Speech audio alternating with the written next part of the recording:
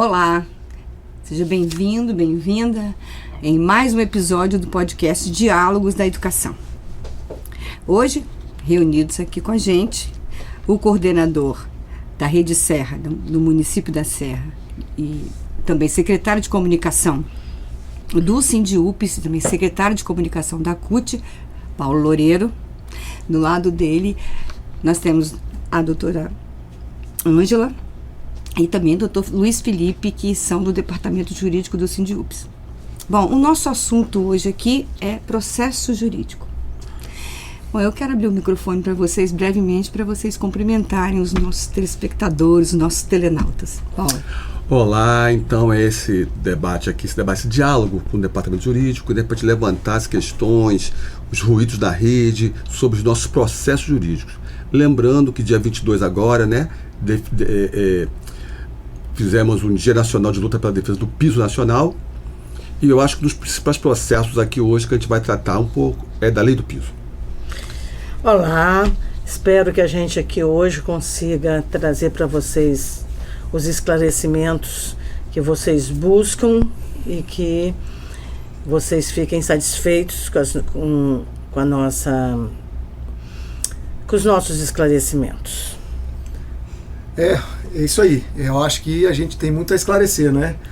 Então, assim, um olá a todos e estamos aqui prontos para tirar todas as dúvidas para que a gente não possa mais trabalhar com muitos ruídos de comunicação que fazem com que a gente não chegue a lugar algum, né? Então a gente precisa realmente dirimir essas dúvidas da categoria para que a gente consiga estar sempre em sintonia. Paulo, a gente começa por qual processo? Qual processo é hoje o processo mais inquirido pela categoria? São processos coletivos. A gente precisa deixar bem claro que nós não vamos tratar de processos individuais.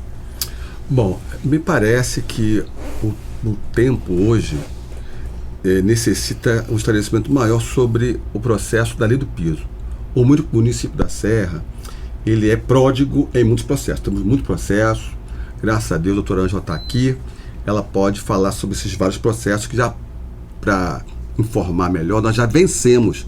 Está em processo, muitos deles em processo de execução. Então, eu queria primeiramente que vocês falassem um pouco, começassem sobre o processo da Lei do Piso, que é tema do dia, tema da hora, o novo governo Lula. Nós esperamos que ele seja de fato aplicado, porque no município da Serra, o município se nega a aplicá-lo corretamente. Paulo, se você me permite, antes da gente falar sobre a Lei do Piso, que o doutor Luiz Felipe que vai nos esclarecer, eu acho que seria muito importante a gente fazer um esclarecimento para a categoria, porque a gente sofre muitas críticas, mas o professor, normalmente, ele não trabalha numa rede só. E vocês sabem que a rede de Serra é a rede que mais tem processos judiciais coletivos, todos eles com vitória. Então, é verdade que a gente está tendo uma dificuldade muito grande em executar esses processos, devido à resistência, né, que o município tem empreendido em acatar as decisões judiciais. Mas é verdade também que o sindicato, nesses anos todos, trabalhou com muito afinco para não deixar nenhum direito coletivo dos professores passar em branco.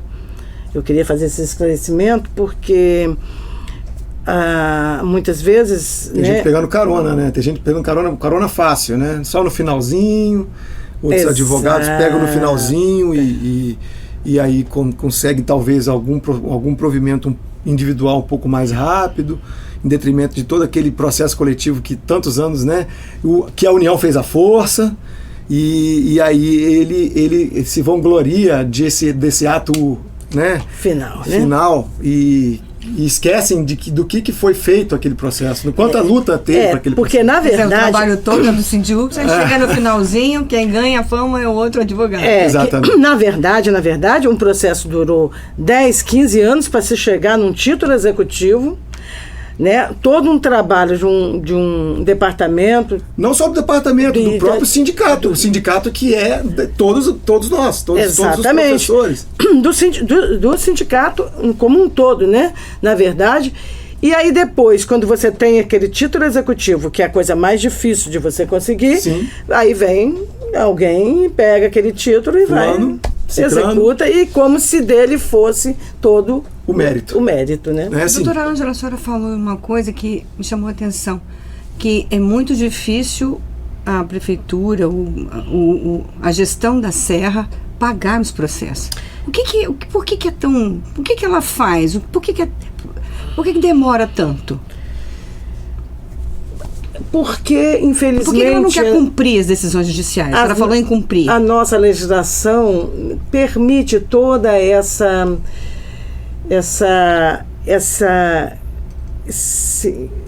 recursos, esses números de recursos, e o processo chega no tribunal, demora muito tempo para ser julgado. E o doutor Luiz Felipe podia até falar melhor do a que verdade, eu a verdade sobre é que isso. a gente tem um conjunto de fatores. Primeiro é o recorrismo, né? O recorrismo do município de Serra. A Procuradoria está sempre preocupada no próximo recurso, né? Então, assim, o juiz faz vírgula, eles recorrem. E o juiz manda, eles esclarecem que não é assim. Falam a mesma coisa 20 vezes. Mas isso não é comum no estado, no município? Eles não são obrigados a fazer isso? Sim. Porque eu sempre ouvi isso. É um problema muito sério. Tem a vara da Fazenda também, de Serra, que tem pouco pulso. Trabalha muito no ping-pong. Não, mas... Ouça-se. Em vez de decidir, deferir, determinar, mandar, cumprir. Isso é a decisão de um juiz. Então, a gente tem essa característica. A mesma juíza em Serra há muito tempo. Há também um sério problema. Por exemplo, não só na Serra. Nós tivemos um processo 908, que também foi dos seletistas do Estado, que agora foi fechado um acordo. Que é na trabalhista. Que nós tivemos um problema de chegar ao ponto de pedir litigância de má-fé, né? Cariacica também, porque tem uma decisão, aí cumpre, aí volta, houve uma modificação de um negocinho de nada, eles recorrem de novo. O processo, né? Para procrastinar realmente o cumprimento da decisão. Ele é um ambiente fértil para impugnações protelatórias. Essa procrastinação, essa demora nos processos que tem alimentado essa indústria de advogados que tem chegado, né, justamente na hora que está tudo vencido e tem ocasionado muito ruído e muito problema para a gente da rede. E por isso, um dos motivos da gente estar aqui hoje, fazer esse diálogo para esclarecer esse processo, como é que está, em que ponto está, é isso que nós estamos aqui. E o que eu falei da última Assembleia, que a gente está, na verdade, no mundo da virtualização. Até o final do ano, Serra vai ter que estar toda digitalizada no processo, todos os processos digitalizados. Isso vai melhorar muito, porque você mexer num processo de 50 volumes, ninguém quer tirar ele nem dos caminhos, né? Então, assim, já é mais difícil mexer com ele. Com a digitalização de todos os processos, isso vai melhorar muito. Tá, então vamos começar a falar de um deles. Vamos lá, vamos começar por onde? É o do piso que eu gostaria que o doutor Felipe falasse. O piso, são dois processos, né, doutor? O vencimento e do planejamento. As horas de planejamento, a gente vai falar um pouco depois. Né? Tá, okay. Mas o piso, né, nacional, no início da carreira, é um processo que a gente teve derrotas e ainda estamos esperando um recurso ao STF, tá? O julgamento do recurso. Mas as instâncias, primeira, segunda e STJ já foram exauridas. E o STJ tem um tema repetitivo sobre o assunto, que se chama tema 911, que diz que só uma lei poderia trazer o piso para o início da carreira, só uma lei local. Então, que seria um problema do parlamento, ou da Assembleia, ou Câmara de Vereadores, no caso. Né? Então, assim, a discussão no âmbito da infraconstitucional está bem difícil, mas a gente espera que a interpretação constitucional do Supremo, né, para que haja sim uma esperança para que o piso, independente de lei, no processo mesmo consiga acessar o primeiro nível da carreira. Luiz, mas essa questão do piso tem uma coisa que eu acho que vale a pena a gente destacar, porque essa não é a briga só do Sindiúpes no Espírito Santo. Uma briga nacional. Sim. Né? Então, assim, quando a gente fala, porque nós tivemos uma improcedência aqui, não foi improcedência aqui. Todos os sindicatos tiveram improcedência nesse sentido. Tanto que tem já um tema repetitivo sobre isso. Então, assim, não foi uma derrota do Sindiúps, é uma questão de um entendimento nacional e que o STJ já... A lei esse ano completa 15 anos. Lamentavelmente, a implementação, são poucos estados, poucos municípios que têm implementado corretamente a lei, e nós esperamos que, de fato, né, lá no Supremo, como a doutora já colocou, que a luta não é somente municipal, não é local, é uma luta nacional. A gente espera que aplique na carreira, porque para a gente valorização é na carreira, porque aplicar nos níveis iniciais ou de forma incorreta, como estão aplicando, não valoriza os gera falta de isonomia, né? É discriminatório, quebra isonomia, né? Quebra a tabela, todo mundo que recebe a menos do piso recebe igual, né? E aí o seu nível que você adquiriu é maior que o meu, mas você recebe a mesma coisa. Teto. O piso vira teto. Os nossos gestores são espertos nas manobras, né? É um tal de fazer manobra para não pagar esse piso que não é só aqui, no Brasil inteiro. Sim. Né?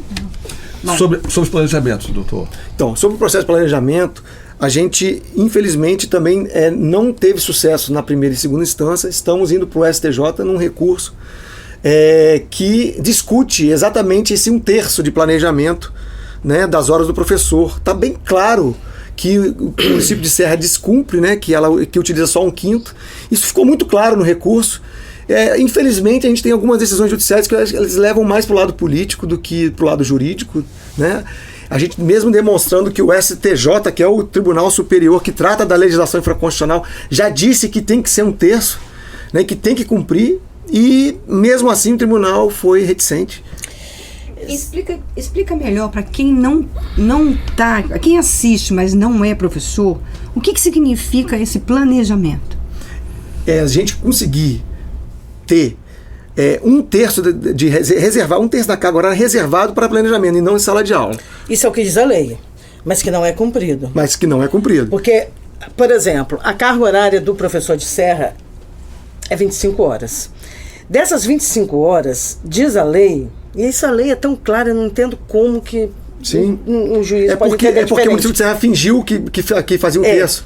Então, dessas 25 horas, 1/3 tem que ser fora da sala, para o professor fazer planejamento, corrigir prova, planejar aula, coisa. Então, 1/3 é para isso. Os 2/3 é em sala de aula, com o aluno, entendeu? Isso a lei fala taxativamente. E a gente pede hora extra, tá? Dos 2/3. Se os 2/3 for maior do que 2/3, né, de hora-aula, regência, a gente pede hora extra. Na verdade, traduzindo, o que nós exigimos é o seguinte, que se cumpra a lei. São 16 aulas na sala de aula, interação com os alunos. 16,66, né? Isso. E 9 aulas de planejamento. Ou seja, sem interação. Reuniões, correção de provas. Né? Planejamento de aula. Planejamento de aula. Então é isso que nós exigimos, que a lei seja cumprida, que o município não cumpre. Dessa vez a gente está recorrendo para o STJ, que é o recurso que entende assim, tá? É muito diferente do piso, né? Como então, há boas chances de ganhar. São grandes chances. Inclusive sobre isso, chegou até mim, está correndo um boato na categoria de Serra, que nós mentimos na Assembleia, que nós já ganhamos esse processo no Supremo e que não sei por que nós estamos enganando a categoria. As indústrias de fake news continuam, né? Continua. E agora, para que a gente ia mentir numa notícia boa para a categoria?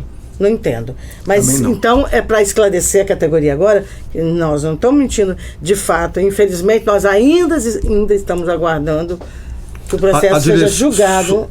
Sobre essa questão, a direção do sindicato já fez um GT, um grupo de trabalho, juntamente com a Secretaria de Educação de Serra. Estudamos impacto, número de professores que seriam necessários para cumprir a lei a mais, mas lamentavelmente os gestores não avançam na proposta de implementação de 1/3 para planejamento no município. Bom, nesse episódio ainda a gente tem um tempo para falar de mais um processo. Vamos lá?